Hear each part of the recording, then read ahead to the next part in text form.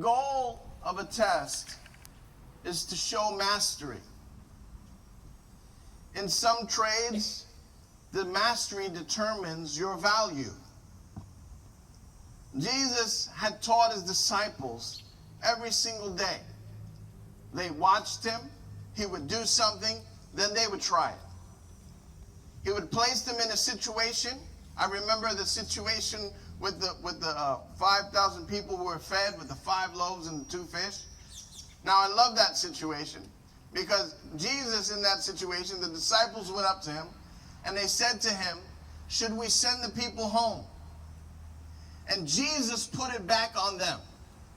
He said, what are you going to do about it? I love it. Because at that time, all the disciples can see is the limitation.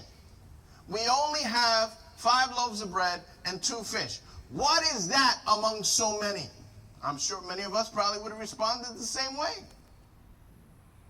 But Jesus was teaching them that even though they saw their limitation, that God was going to produce something that was going to get them past their natural limitation. He was going to help them in such a way that they would be able to get past the limitations that they saw and thought they couldn't get through. This is how Jesus taught his disciples. They themselves were preaching and teaching and praying for people, and they were seeing results. The comment that Jesus would make to his disciples many times is he would say to them, you couldn't do this? Oh, ye of little faith. Why? Because constantly the lesson that Jesus was teaching them was a lesson about faith. He was constantly giving them exams and teaching them.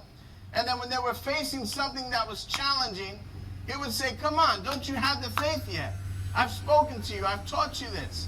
We can be able to get through this. He would encourage them.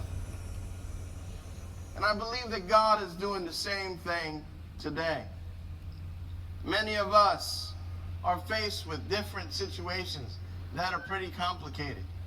Situations that life has thrown us, even with this coronavirus. Not many of us have experienced this in our lifetime. I find it interesting that almost probably off by 1 year, the United States faced this with the Spanish flu. Almost 101 years ago. And here we are facing our own virus that we have to deal with and we have to work through. None of us were alive in that point with the Spanish flu to know exactly what to do. But we have to try new things, try different things. We have to experience or do things that we may not have done before. But these are the things that we have to do when we face the test. Jesus has tested his disciples. He knew what they were made of. He knew that they can pass the test. But he would say to them, come on, you've got a little bit of faith. Let's raise it up.